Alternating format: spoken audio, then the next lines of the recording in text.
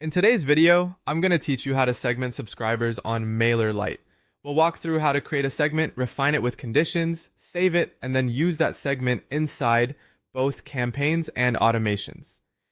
Segments are useful because they help you organize subscribers based on behavior or profile details so you can send more relevant emails to the right people. Start by logging in to Mailerlite and going to the subscribers section.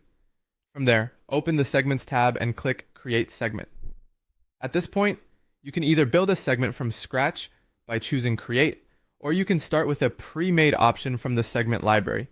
If you already know exactly what audience you want, building from scratch gives you more control. If not, the library can help you get started faster.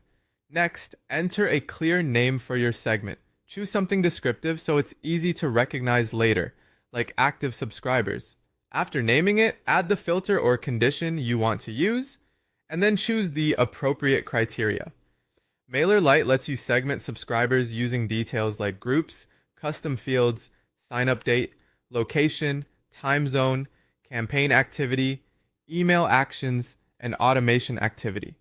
This gives you a lot of flexibility when defining exactly who should be included. If you want to make the segment more specific, click Add Condition. Then decide whether those conditions should use AND or OR. This part is important. With AND, a subscriber must match every condition you set. With OR, they only need to match at least one. For example, you might create a segment for subscribers who belong to a newsletter group and have opened an email. Using AND makes that audience more targeted, while OR makes it broader. Once your conditions are set, review the subscribers shown by those rules to make sure the segment looks correct. If everything looks good, click Save Changes. Your segment is now created, and one of the biggest advantages here is that Mailerlite updates it automatically as subscriber data